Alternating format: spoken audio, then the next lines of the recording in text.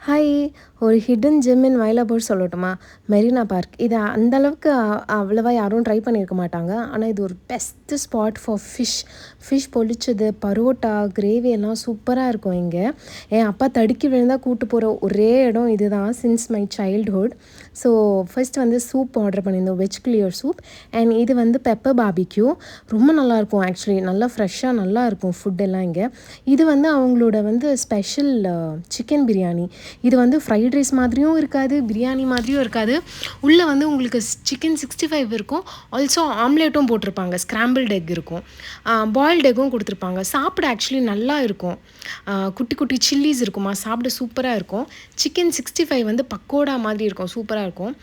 இப்போ நான் பிக்கிறேன்ல, செம்ம சாஃப்டாக இருக்கும். எல்லா தந்தூரும் இவங்கக்கிட்ட. Also we ended up having tea, super tea.